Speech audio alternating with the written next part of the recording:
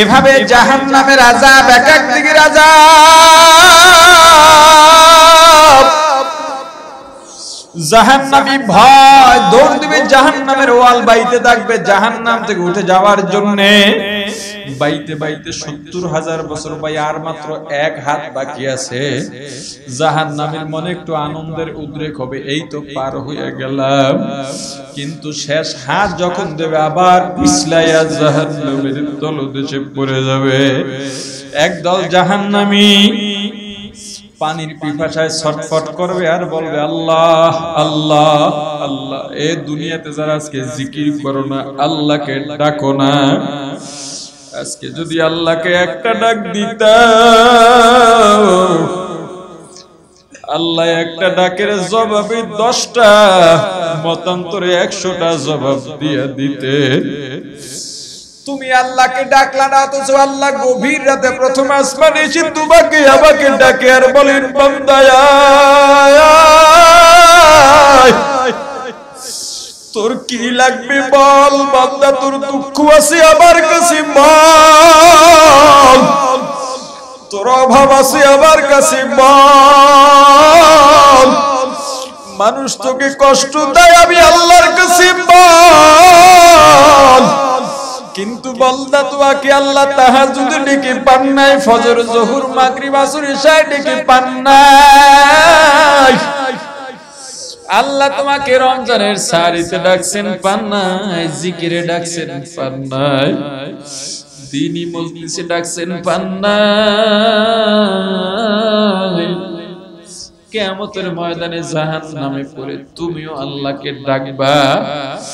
আল্লাহকে ডাকতে ডাকতে ডাকতে ডাকতে 1000 বছর পরে আল্লাহ একটা জবাব দিবেন, এ বান্দা কেন ডাকো?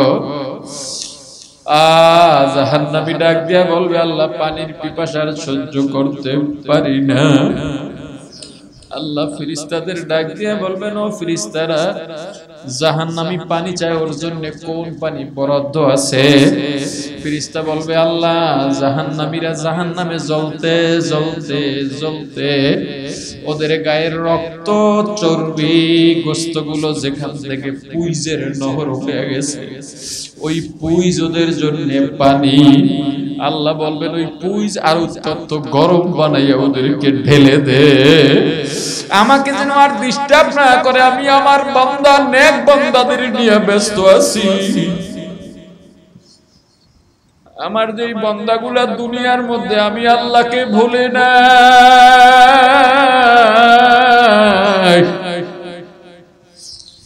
আমি আল্লাহ অভাব দিছি, রিকশা চালাইছে, অনেক সময় খাইতেও পায় নাই, তবু আমি আল্লাহকে ভুলে নাই, বরং নামাজে দাঁড়াই আমি আল্লাহর দরবারে কাঁদছি আর বলছি মালিক।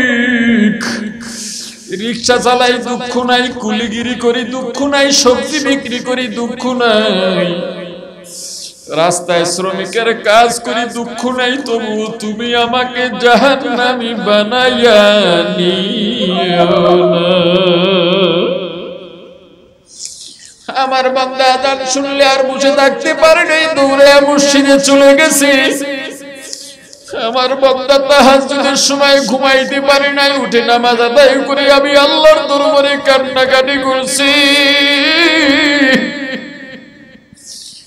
আমার বান্দা সার্বক্ষণিক তওবা করছে, ভুলে চুকে যদি 2-1টা গুনাহ হয়ে যায় তো আমার বান্দা কান্না থামাইতে পারতো না। আমার বান্দাকে কত হারামের অফার দেওয়া হইছে, আমার বান্দা হারাম খায় নাই, মিথ্যা বলে নাই। আমার বান্দা চাইলে হারাম পথে অট্টালিকা গড়তে পারতো, তাও গড়ে নাই।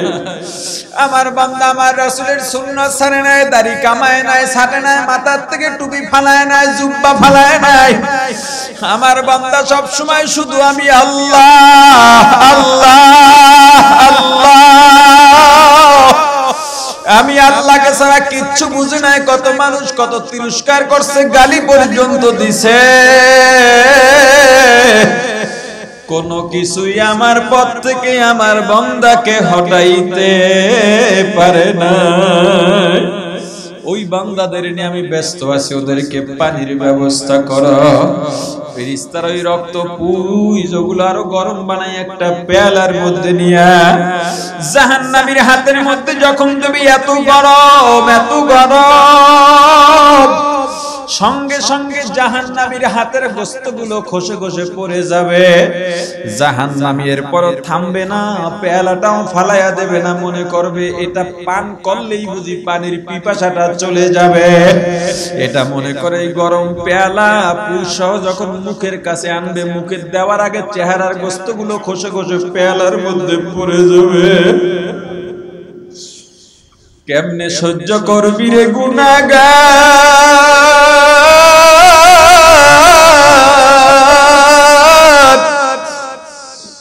সময় নাই, সময় নাই, সময় নাই, এখনো ফিরে এসো, গুনাহগুলো ছেড়ে দাও, আল্লাহর কাছে তওবা করো। আল্লাহ দয়াবান, আল্লাহ মেহেরবান।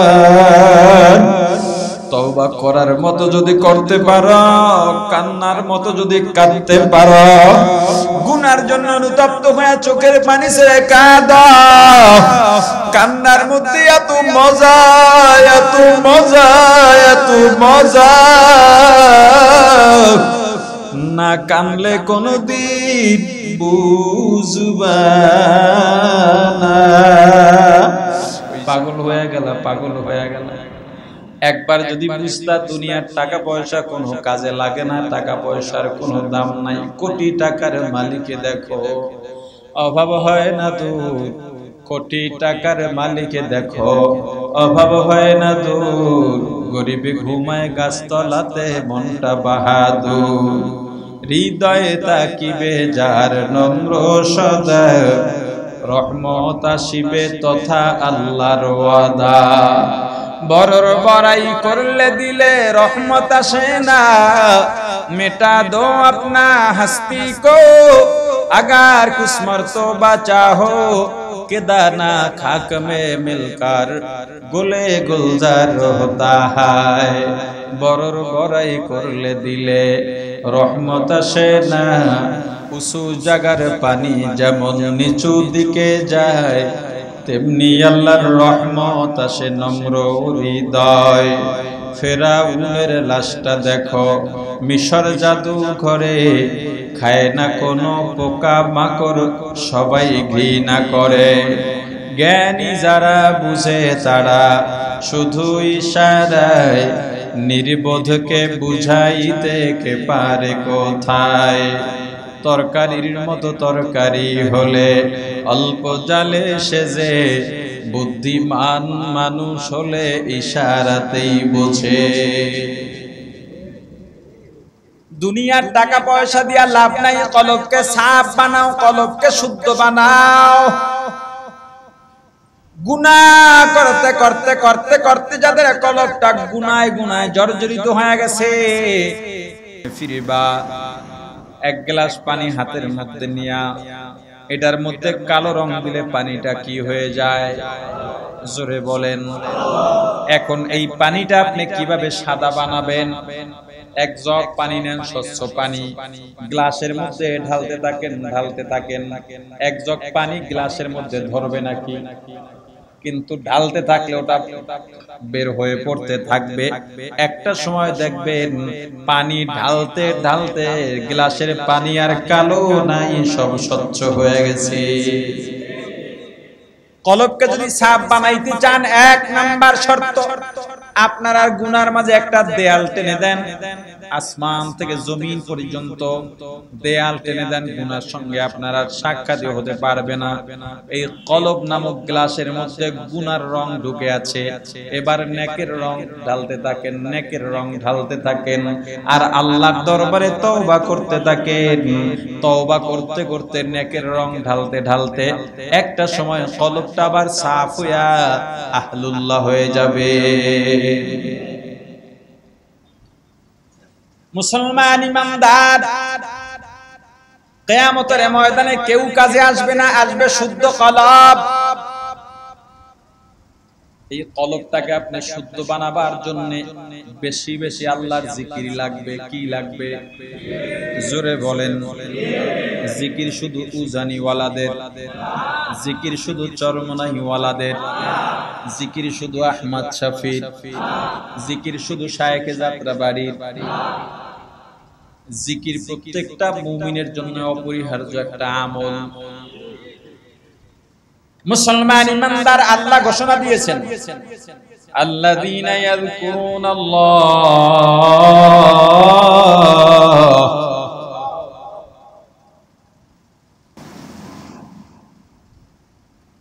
অন্তরকে সাফ করার জন্য চোখের পানিও দরকার আছে। কথা বলেন না? এই কলবকে আপনি শুদ্ধ বানান না হয় কিয়ামতের ময়দানে আপনার কোনো দাম নাই। মাল নিয়ে যাইবেন, কোনো দাম নাই। আপনি হজ করছেন, কোনো দাম নাই। কিয়ামতের ময়দানে আল্লাহ রাব্বুল আলামিন কিছু হাজী সাহেবকে ডাকবেন এদিকে জাহান্নামে, কিছু নামাজীকে ডাকবেন আয় জাহান্নামে, কিছু জিকিরকারীকেও ডাকবেন যা জাহান্নামে যা। আবার বুঝছেন না, দুনিয়া ছাইরা শুধু ইবাদত করলেই বুঝি কলব সাফ হয়। কারণ রোগওয়ালা হজও আছে, রোগওয়ালা নামাজও আছে, রোগওয়ালা জিকিরও আছে। আছে না নাই?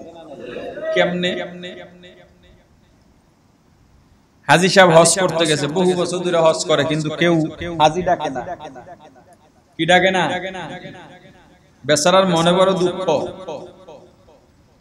মানুষ একবার হজ করলেই হাজী ডাকে, আমি বারবার হজ করি, হাজী ডাকে না। হাজী যতদিনে না ডাকবে হজ ততদিনে থামবে না। তো একবার হজ করতে গিয়ে হাঁটতেছে আর আল্লাহর কাছে বলতেছে, আল্লাহ বয়স তো শেষ, জীবনে আসতে পারবো কিনা, এইবার অন্তত আমার হাজী ডাকটা আমার কপালে একটু লেখা দাও। এই চিন্তা করতেছে আর হাঁটতেছে। হঠাৎ করে রাস্তার মধ্যে মনে করেন কোনো কিছুতে পায়খানা করে রাখছিল, ওটার উপরে পা পুরা পিছলে পুরা গেছে। এরপরে মানুষের মাঝে এটা নাম হয়ে গেছে। তো একই নামে তো অনেক মানুষ থাকে, তো ওই নাম জিগাইলে কয় কোন অমুক, বইয়ের মধ্যে যে পড়ে গেছিল অমুকে। এরপরে এইভাবে ডাকতে ডাকতে তার নাম হয়ে গেল গুইয়া হাজী। কি হাজী? গুইয়া হাজী খুব খুশি। একজন শুভাকাঙ্ক্ষী বলে, হাজী সাহেব আপনাকে মানুষ গুইয়া হাজী ডাকে, এটা কোনো কথা? ইজ্জতের ব্যাপার। কবে রাখ তোর ইজ্জত, হাজী তো ডাকে। আছে না? হজ করে আসছে, হজ কবুল কবুল হইছে কেমনে বুঝবেন? দাওয়াত দিবেন, এসেই বলে কই আমার তো দাওয়াত দেওয়া হয় নাই। কয় আপনার নাম তো আছে হ্যান্ডবিলের মধ্যে। কয় নাম তো দেখি না। কয় এই যে আপনার নাম। কয় আমার নাম হইলো তো শুরুতে আলহাজ থাকতো। কথা। আবার অনেকে দেখবেন নিজের নামের ক্ষেত্রে কয় হুজুর আমার নামটা লেখেন। কি নাম আপনার? আমার নাম আলহাজ অমুক। কথা কয়। জীবনে নামাজও পড়ে না, ঘটনাক্রমে বিপদে পড়ে একদিন তাহাজ্জুদ করছে। ফজরের পর চার দোকানে গেছে, চোখ জ্বলতেছে, চোখ লাল হয়ে রইছে। চায়ের দোকানদার কয় কি হইছে, ঘুমান নাই? কয় না, ঘুমাইতে পারি নাই। এই সবার কাছে বলা যায় না তো তাহাজ্জুদ পড়ি তো। এটা কি নামাজি না গুইয়া তাহাজ্জুদি? জোরে বলেন। বহু মানুষ কোটি কোটি টাকা দান করে, কেউ জানে না। আর একজনের 10 টাকা দান কইরা 10 লাখ টাকার ভাব লয় আছে না নাই? আবার নিজের নামটা উঠছে কিনা, নিজের নামটা ঠিকভাবে বলছে কিনা, দোয়ার মধ্যে তার নাম লইছে কিনা, এগুলার খোঁজ খবরও রাখে। কথা কয়। এটা কি দানবীর না গুইয়া দানকারী? জোরে কম।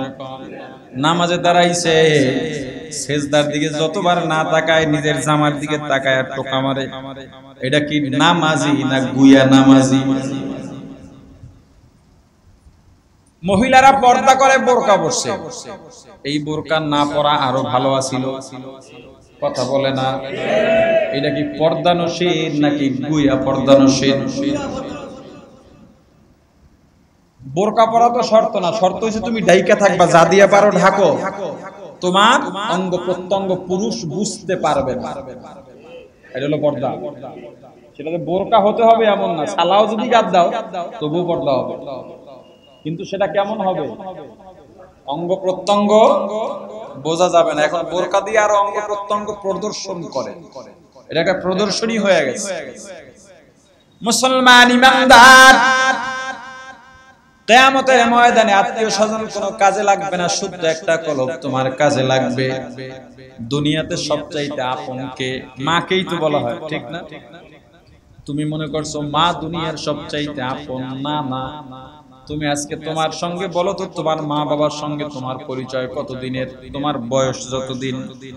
তোমার স্ত্রীর সঙ্গে তোমার পরিচয় কতদিনের? তোমার স্ত্রীর বয়স যতদিন।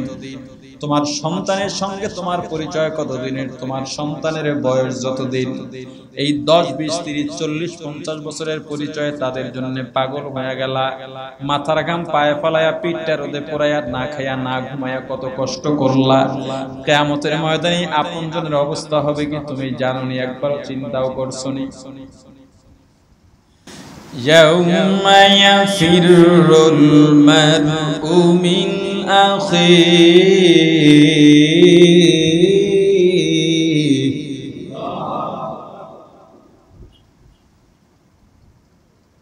يوم يفر المرء من أخيه وأمه وأبيه وصاحبته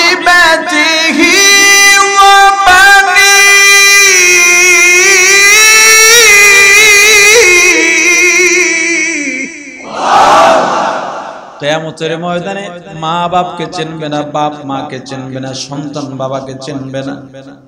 ইয়াউমা ইয়াফিরু, শুধু ভাগবে সেদিন, পালাবে। সন্তান মা বাবাকে দেখলে পালাবে, মা বাবা সন্তানকে দেখলে পালাবে, ভাই বোনকে, বোন ভাইকে, স্বামী স্ত্রী, স্ত্রী স্বামীকে দেখলে পালাবে, বন্ধু বন্ধুকে দেখলে পালাবে। যদি ঘটনাক্রমে তোমার সঙ্গে তোমার মায়ের দেখা হয়ে যায়, পৃথিবীতে মা আর সন্তানের চাইতে বেশি আপন আর কেউ নাই। ওই মায়ের সঙ্গে ঘটনাক্রমে যদি দেখা হয়ে যায়, চোখের পানি ছেড়ে কাঁদবার, বলবা মা আমার একটা নেকের অভাব আছে, একটা নেক দাও, না হয় আমি জাহান্নামে চলে যাব। মা বলবে আমার তো কোনো সন্তান নাই, তোকে আমি চিনি না। সন্তান বলবে মা কেমনে চিনলা না আমাকে? না রেখে তুমি খাও নাই। ও মা আমি না ঘুমাইলে তুমি ঘুমাও নাই। আমি 1 সপ্তাহ 10 দিন 20 দিনের সফরে বাইরে গেলে তুমি রাত্রে ঘুমাইতা না, দরজা খুলে আমার জন্য অপেক্ষা করতাম। মা আমি অসুস্থ হয়ে গেলে আমার মাথায় পানি দিয়া দিতা। ও মা গভীর রাতে ফিরতাম, দেখতাম স্ত্রী সন্তান ঘুমায়া গেছে, তুমি ঘুমাও নাই। আমাকে খাওয়াইয়া ঘুম পাড়াইয়া তারপরে তুমি ঘুমাইছো রে মা। ও মা ছোট যখন ছিলাম হাঁটতে পারতাম না, চলতে পারতাম না, আমি কান্না করলে তুমি দৌড়ে কোলের মধ্যে নিতা। ও মা শীতের রাত্রে প্রসাব পায়খানা করে বিছানা নষ্ট করে দিতাম। মা আমি রাত্রে চিৎকার দিয়া কাঁদতাম, আমার মা, আমার বাবা, আমার আত্মীয় স্বজন, ভাই বোন বিরক্ত হয়ে যাইতো। মা গো তুমি বিরক্ত হইতা না, বরং আমাকে শুকনায় শোয়াইয়া তারপরে তুমি ভিজার মধ্যে শুইতা। ও মা কেমনে চিনলা না আমি তোমার সেই সন্তান? মা বলবে তোকে আমি চিনি না, আমার কোনো সন্তান নাই। সন্তান বলবে মা আমি অমুকের সন্তান, আমার বাবা অমুক ছিল, তুমি আমার বাবাকে ছাড়া কিছুই বুঝতা না। আমার বাবা যখন গভীর রাতে বাসায় ফিরতো তবেই তুমি তাকে নিয়ে খানা খাইতা। মা জবাব দিয়া বলবে আমার তো বিয়াই হয় না, আমার স্বামী আসবে কোত্থেকে? কার জন্য পাগল হইছ রে আল্লাহর গোলাম? কে আপন কেউ আপন না, মা আপন না, বাবা আপন না, সন্তান সন্ততি আপন না, ভাই বন্ধু আপন না, স্ত্রী আপন না, স্বামীও আপন না। যখন চক্ষু দুইটা চিরতরে বন্ধ হয়ে যাবে, তোমার স্ত্রী তোমার পাশে ঘুমানো, তোমার সন্তানগুলো তোমার পাশে ঘুমানো, পাশের রুমে তোমার মা বাবা ভাই বোন ঘুমানো, এমন একটা সময় আজরাইল যদি তোমার সামনে দাঁড়াইয়া যায়, পালাইতো পারবা না, ফিরাইয়াও দিতে পারবা না। কুল্লু নাফসিন যায়িকাতুল মাউত, মরা লাগবে, শুধু দিলের মধ্যে ঢুকায় নাও, এই মুহূর্তেও মারা যাইতে পারি। এই মুহূর্তে আজরাইল এলে আমার যাওয়ার জায়গা নাই, বাঁচারও জায়গা নাই। এ জওয়ানের দল কি মনে করছো আরো বুঝি বাঁচবা, আরো বাঁচবা? না না, তোমার সামনে কত যুবক মারা যায়। গতকালকে আমাদের যাত্রাবাড়ি ফ্লাইওভার দিয়ে পল্টন আসতেছি, হঠাৎ ফ্লাইওভারে এত বড় যানজট কেন? সামনে আগাইতে আগাইতে দেখি একটা যুবক মাথাটা ঢাকা, ফ্লাইওভারের রাস্তা রক্ত দিয়া ভরে আছে। মোটর সাইকেল নিয়ে আসছে, ওই যুবকও তো জানতো না মরণর এখানে আছে। ওই যুবকও হয়তো ভাবছিল ও একদিন বুড়া হবে, ওরও অনেক কিছু হবে, কিন্তু সব ধূলিসাৎ হয়ে গেছে। যখন আজরাইল তোমার সামনে আসবে, তোমার আর পালাবার জায়গা নাই, আজরাইল তোমাকে নিয়ে যাবে।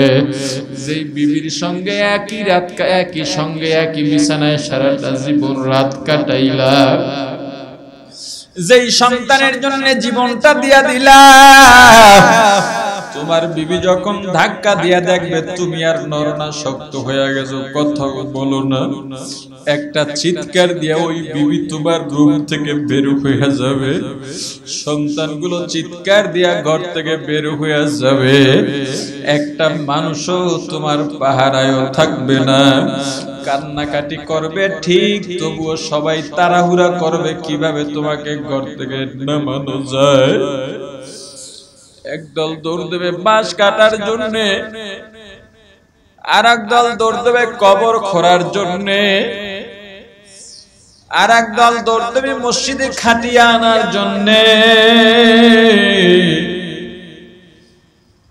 ওরে আল্লাহর গোলাম, তোমার আমার মুর্দার কাপড় কোন দোকানে অপেক্ষা করতেছে তুমিও জানো না, আমিও জানি না।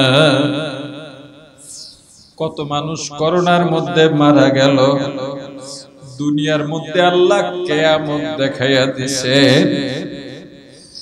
স্বামীর একটু জ্বর হইছে, স্ত্রী স্বামীকে রাইখা চলে গেছে। বাবার একটু জ্বর, সন্তান বাবাকে হাসপাতালের সামনে ফালাইয়া চলে গেছে। সন্তানের জ্বর, মা বাবা সন্তানকে ঘর থেকে বাইরে ফালাইয়া দিছে। ভাই ভাইকে জিজ্ঞেস করে না।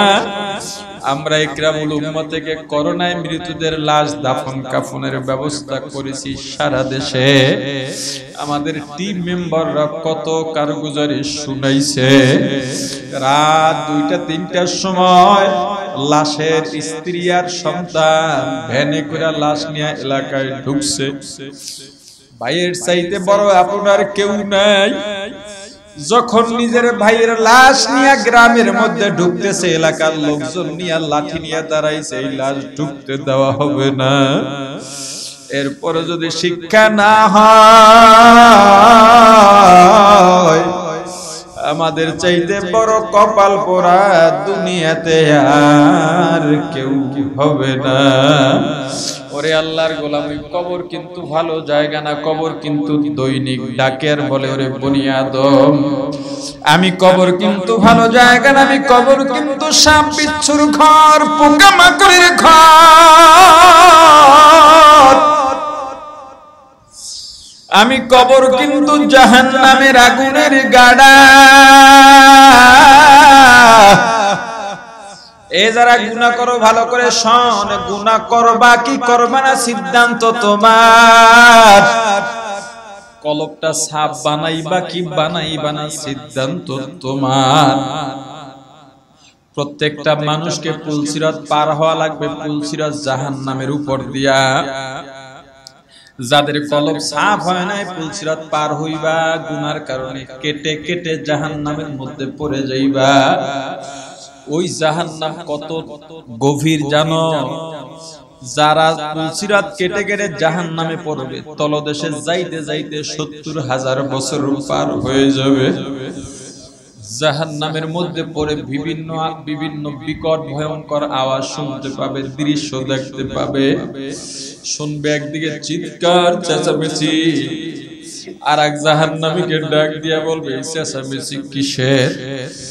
বলবে একদল জাহান্নামীকে জাহান্নামের ফেরেশতারা জাহান্নামের হাতুড়া নিয়ে জোরে জোরে বাড়ি মারতেছে। ওরা জাহান্নামের তলে ঢুকে যায়, কয়েক হাজার গজ নিচে ঢুকে যায়, 100 গজ থেকে কয়েক হাজার গজ, আবার টেনে টেনে উঠায়, আবার আঘাত দেয়। ওদের মাঝে কোনো দয়া নাই, মায়া নাই, মমতা নাই। আর একদিকে চিৎকার চেঁচামেচি শুনবে, বলবে ওদিকে কি? বলবে ওদিকে একদল জাহান্নামীকে জাহান্নামের পানি উত্তপ্ত গরম বানাইয়া মাথার উপর দিয়া ঢালা হচ্ছে। গায়ের চামড়াগুলো, গোশতগুলো হাড্ডির থেকে খসে খসে পড়ে যাচ্ছে। ওই জাহান্নামী এরপর থামবে না, পেয়ালাটা ফালাইয়াও দেবে না। ওই গরম ফৌজগুলো যখন মুখের মধ্যে ডক ডক করে ঢেলে দেবে, গলার থেকে পেটের মধ্যে গিয়া পেটের নাড়ি বুড়ি পচাইয়া গলাইয়া পায়খানার রাস্তা দিয়া বের হয়ে যাবে। পানির পিপাসা তো কমবেই না, বরং আরো কোটি গুণে বেড়ে যাবে। আল্লাহ আমাদের ক্ষমা করেন, আল্লাহ আমাদের অন্তরকে সাফ করে দেন, গুনাহ থেকে পরহেজ করার তৌফিক দিয়া দেন। আল্লাহ যতজন মানুষ এক জায়গায় হইলাম সবাইকে আপনি কবুল করেন। যতটুকু আলোচনা হইল, আলোচনায় যত ভুল সব আপনার পক্ষ থেকে, যত ভালো সব, যত ভুল সব আমার পক্ষ থেকে, যত ভালো আপনার পক্ষ থেকে। আমার ভুলগুলো শুধরাইয়া আপনার ভালোগুলোর উপরে সবাইকে আমল করার তৌফিক দিয়া দেন। সুবহানাল্লাহি ওয়া বিহামদিহি, সুবহানাকাল্লাহুম্মা ওয়া বিহামদিকা আশহাদু আল লা ইলাহা ইল্লা আনতা আস্তাগফিরুকা ওয়া আতুবু ইলাইক।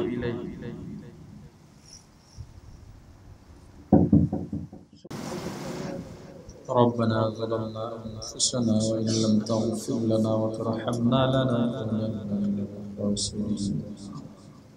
ربنا آتنا في الدنيا حسنة وفي الآخرة حسنة وقنا عذاب النار. رب ارحمهما كما ربياني صغيرا. رب ارحمهما كما ربياني صغيرا. আয় আল্লাহ, দোয়া মাহফিলকে কবুল করেন, আল মাদানী ফাউন্ডেশনকে কবুল করেন। ফাউন্ডেশনের সঙ্গে যারা জড়িত আছে, কমিটির দানকারী শুভাকাঙ্ক্ষী এলাকাবাসী সবাইকে কবুল করেন। আয় আল্লাহ, আজকের অনুষ্ঠানে যারা কষ্ট করলেন, শ্রম দিলেন, সবাইকে কবুল করেন। আমরা যারা উপস্থিত হইলাম সবার মনের নেক আশা পূরণ করে দেন। আয় আল্লাহ, প্রত্যেকের ঘরে আপনার খাস রহমত বর্ষিত করেন। আয় আল্লাহ, চুরি ডাকাতি, দুশমনের দুশমনি, জালেমের জুলুম, হিংসুকের হিংসা, মুনাফিকের নিফাক থেকে হেফাজত করেন। সন্তানগুলোকে নেককার, দিনদার, পরহেজগার, মুত্তাকি বানিয়ে দেন। আয় আল্লাহ, ব্যবসা প্রতিষ্ঠান, ঘর বাড়ি আপনার রহমতের চাদর আবৃত করে নেন। ব্যবসায়ী, দোকানদার, কর্মচারী, কর্মজীবী, জেলে মজদুর, কৃষক, শ্রমিক, প্রশাসন, সাংবাদিক, জনপ্রতিনিধি সবাইকে কবুল করেন আল্লাহ।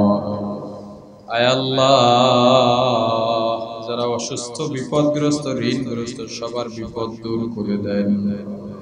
যাদের বিয়ে হয় না, সন্তান হয় না, বিয়ে সন্তানের ফয়সালা করে দেন। আয় আল্লাহ, ইসলামী অঙ্গনের যত অস্থিরতা আছে আপনি দূর করে দেন। আয় আল্লাহ, আমাদের দোয়ার খবর নবীজির রওজা মুবারক পৌঁছায়া দেন।